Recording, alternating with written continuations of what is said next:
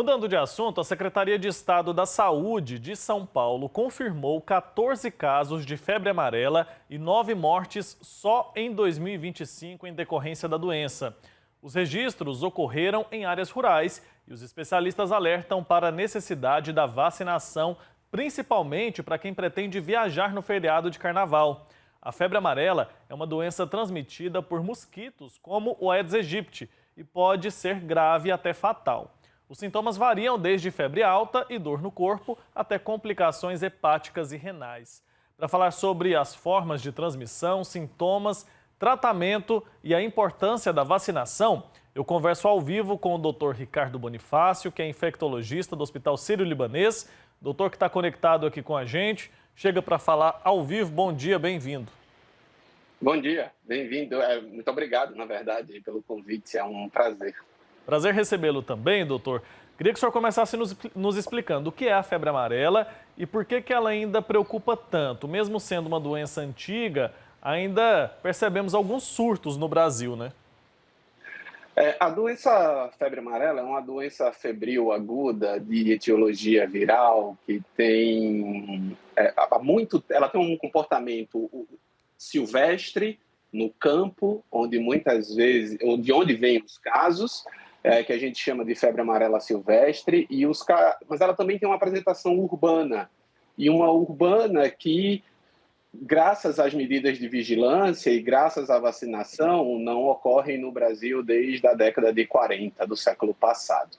É uma doença que tem uma apresentação clínica inicial de febre, dor no corpo, dor abdominal, e dor abdominal parece ser um marco importante, mas é uma doença imunoprevenível, né? E por isso a importância da gente falar aqui, porque o imunoprevenível ela tem vacina para sua prevenção, e uma vacina que a proteção gira acima de 90%. Então, é especialmente importante que a população brasileira procure se vacinar, porque a gente está exatamente no momento de sazonalidade, que vai ali de dezembro até maio, aproximadamente. É o período de maior casos, de fato. E quem precisa buscar a imunização? Tem algum grupo específico ou não? A população brasileira, de uma maneira geral, na verdade, especialmente aqueles que estão em áreas de maior ocorrência, em áreas em que foram notificados os casos, mas qualquer pessoa que vá se dirigir a essas áreas de risco também precisa ser vacinada. Lembrando que depois da vacina, há um período de 10 dias para que a imunização seja considerada ativa. Depois da vacinação, você passa 10 dias até que a proteção de fato ocorra. Então, pessoas que estão pensando em viajar nesse carnaval para áreas de mata fechada, principalmente, na zona da Mata Atlântica, Serra da Mantiqueira, Serra da Cantareira e outras regiões do país que foram especialmente reportadas como de risco, é de especial importância que elas procurem se vacinar 10 dias antes dessa viagem. Não adianta se vacinar e ir. Eu acho que essas são as orientações. Tem que se antecipar, então. Exato. Tá. Ainda falando sobre a transmissão, a febre amarela ela é transmitida exclusivamente pelo mosquito ou tem como, por exemplo, ela ser transmitida de humano para humano? Não tem. Né? Somente através do vetor do mosquito. Que, na região urbana, o mosquito é o mesmo da dengue, que também transmite dengue, zika, chikungunya e também o vírus da febre amarela. Mas em regiões de mata fechada não é somente o Aedes aegypti. Na verdade, o vetor é outro, o Haemophilus, e é preciso ter essa noção também. De uma maneira geral, a recomendação é se vacinar, utilizar proteção pessoal, roupas de manga longa, repelentes e tentar diminuir ao máximo a exposição. Perfeito. E identificando os sinais, o senhor acabou de falar um pouco sobre os sintomas. Quais são os sintomas mais frequentes, os primeiros que aparecem e quando que eu sei que é bom procurar a ajuda de um profissional de saúde? Porque eu imagino que esses sinais eles podem ser confundidos com outras doenças, né? Inclusive, por exemplo, com a chikungunya ou outra doença nesse sentido. Exato, isso é de extrema importância. Falando do ciclo viral e do quadro clínico, inicialmente o paciente vai ter febre.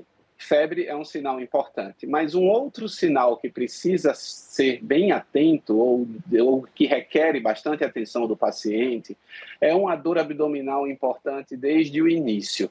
Essa dor abdominal não é compartilhada por dengue, por zika, por chikungunya, não é. Então, febre e dor abdominal tem que estar sempre em voga, na vigência, no radar de vigilância.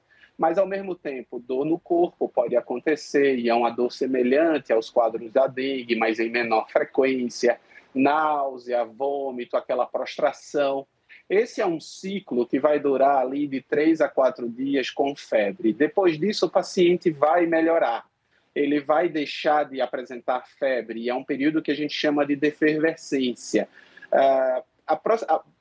Mais da metade dos pacientes se resolvem nesse momento e aproximadamente 15% voltam a ter pioras dos sintomas depois de 1 a 2 dias e aí, dessa vez, quando os sintomas voltam, eles voltam muito mais graves e esse é um marco também da doença febre amarela.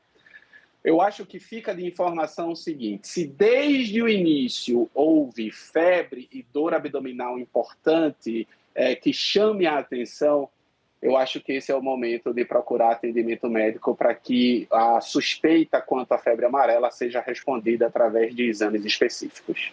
Perfeito, até porque a demora para o atendimento, né, a demora para iniciar um tratamento pode ser muito grave.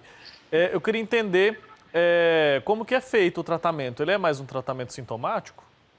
Exato. É o que a gente chama de terapia de suporte, né? Um tratamento sintomático é aquele que vai controlar os sintomas, a dor no corpo, a náusea, o vômito, medicar para isso. Mas a doença em si não tem um tratamento específico, uma medicação específica. Então é um tratamento de suporte. Enquanto forem os sintomas iniciais, eu acho que está todo mundo acostumado com antitérmicos e medicações para vômitos, né? Isso é de conhecimento comum. Porém, o quadro mais grave, que é aquele que cursa com disfunção orgânica, com lesão orgânica, lesão renal, lesão do fígado, lesão neurológica, até mesmo lesão cardíaca, essas lesões precisam ser manejadas intra-hospitalar e em ambiente de UTI. Então, é bastante comum que um paciente que evolui para a forma grave precise de suporte de terapia intensiva, precise de drogas para ajudar o coração a trabalhar, precise de diálise na suplementação da função renal e muitas vezes até, que dependendo da gravidade, óbvio, que esse paciente fique sedado sob ventilação mecânica. Certo. Voltando a falar sobre a vacina, ela é em dose única? São quantas doses e a primeira dose já é capaz de garantir uma imunização? Sim, ela é em dose única. A primeira dose garante mais de 90% de proteção, tomando apenas o cuidado de garantir os 10 dias antes de se dirigir a uma área de maior exposição. Isso é suficiente para garantir proteção. Tá, vou aproveitar a presença do senhor aqui. Quero saber se é mito ou se é verdade que o macaco tem relação com essa doença, porque a gente vê, inclusive, casos de agressão contra esses animais. Quero que o senhor nos ajude a estabelecer se isso é mito, se isso é verdade, qual que é a orientação correta para quem nos acompanha. Depende por qual caminho a gente vai seguir. Na verdade, da mesma forma que existe uma vigilância epidemiológica para casos humanos, também existe uma vigilância epidemiológica para primatas não humanos, para os macacos. E por que isso é importante? Porque o mesmo mosquito que contamina os humanos, contamina os macacos. E saber se há casos de primatas contaminados é importante para a gente ter noção da circulação do vírus na comunidade. Então, A partir do momento em que um primata é identificado, principalmente naquelas áreas de mata, vou dar um exemplo. A fronteira entre o estado de São Paulo e Minas Gerais. Um dos últimos casos notificados foi exatamente na fronteira entre os dois estados. E a vigilância se deu a partir do momento em que um macaco foi identificado morto, né? E com identificação do vírus da febre amarela. Então, isso é importante para a gente ter noção de que nesta área tem o vírus circulando, é uma área de exposição e os humanos precisam se proteger. Mas não que vai existir transmissão do macaco para o humano. O macaco não precisa ser penalizado, agredido de qualquer forma por causa disso. Na verdade, a transmissão é a mesma. O mosquito, que é o vetor, vai e pica o macaco e transmite a doença para o macaco também, assim como ao picar humanos, transmite a doença para humanos. Perfeito. Então, o macaco vai funcionar ali mais como um termômetro, né? Para saber se está circulando ali na região. Exato. Antes da gente finalizar, queria entender o seguinte: é possível pegar febre amarela mais de uma vez? É possível, porém o tempo entre um primeiro episódio e o segundo episódio, ele é bastante longo. A vacinação tem uma proteção em torno de 10 anos, então por esse período você estaria protegido. Doutor, muito obrigado pelo seu tempo aqui com a gente, pelas orientações e pelo alerta. Até uma próxima oportunidade. Tá dado o recado, né? Busque a imunização, busque a vacina para garantir mais proteção aí. Um abraço. Um abraço e foi um prazer participar. Igualmente. Tchau, tchau.